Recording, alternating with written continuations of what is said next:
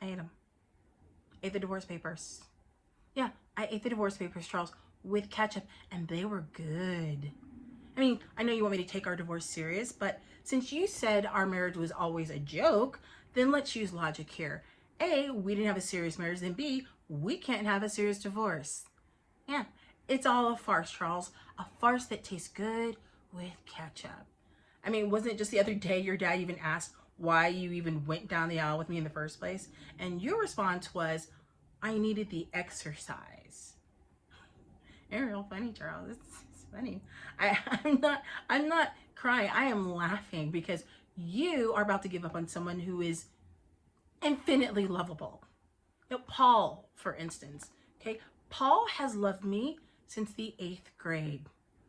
Sure, he's a little creepy, but he really loves me. Do you know that he has proposed to me 127 times? He's made over 150 passes at me, written over 200 original love sonnets. That's right. He sees something in me, Charles, and he writes it down in metered verse. And you don't find that every day. That's not something you just happen into. You finding somebody who loves everything about you as a person. I mean, Paul may be insane, but I value his feelings. I mean, I would never just ask him to sign away his feelings on some piece of paper, asking him to just cut off his feelings for me forever, which is what you're asking me to do for you. Just to give up my rights to your sweet voice and your brown eyes and the way your hands feel in my hair at night before bed. Those aren't things I want to lose. Those are things I'm not going to lose. In fact, you know what? I'm going to woo you. I am going to woo you and win you back. I wrote a sonnet for you. Uh, Shall I compare thee to a summer's day? Thou art more lovely and temperate. Rough winds do shake the darling buds of May, and I'm not crying. I'm laughing because this has to be a big joke, and you're gonna say that it's April Fools, and then I'll just run into your arms but you're not gonna say that because it's not even April. So I didn't write that sonnet, by the way. Paul did. I actually think it's pretty good, to be honest. The the truth is, Charles, I ate the divorce papers because I can't stomach the idea of losing you.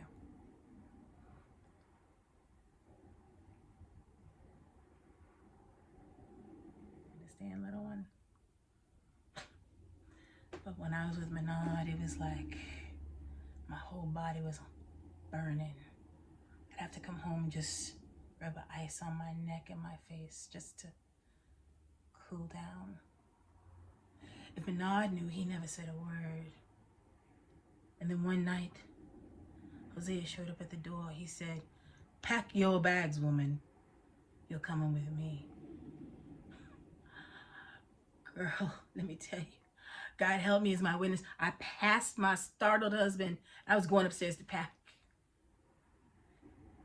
when I heard Menard say in a voice I'd never heard before, "I don't care who you are, sir, but if you don't leave my house at once, I will hurt you." I turned just in time to see Hosea pull the gun out and aim it at Menard. "I'm in love with your wife. If you try to stop us, I will kill you." Menard walked right up and pushed his chest into the barrel of the gun. He said, "Well, then I guess you're going to have to kill me, because my wife ain't going nowhere." Oh, Eve, in that moment, I knew that I loved Menard. He was so calm and brave. And it was Hosea who was trembling. Menard said, "Moselle, tell this man you ain't going nowhere with him so he can get the hell out of my house." Mama was standing by the door with her hand on her heart like this. I walked over slowly and I stood next to my husband and I looked at my lover, this man who had lit this great fire in me, and I said, please leave our house. I never want to see you again. Jose's eyes went another color. He stopped trembling. He looked right at me and said, all right then. And he shot Menard in the chest. And I was alone again for a while.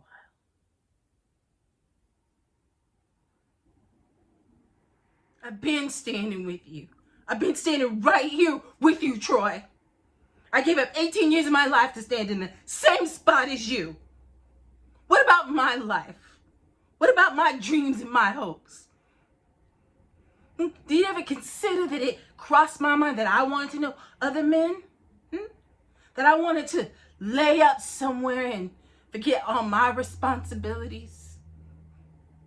That I wanted someone to make me laugh so I could feel good? You ain't the only one with wants and needs. But I held on to you, Troy. I took my wants and my needs and my dreams and my hopes and I buried them inside you. I planted a seed and I watched and I prayed over it. And I waited to bloom. But it didn't take me no 18 years to figure out that the soil was hard and rocky and ain't nothing ever gonna bloom. But I held on to you, Joy. I held on to you tighter because you is my husband. Everything I have, I owe to you. Every part of me I find, I give to you.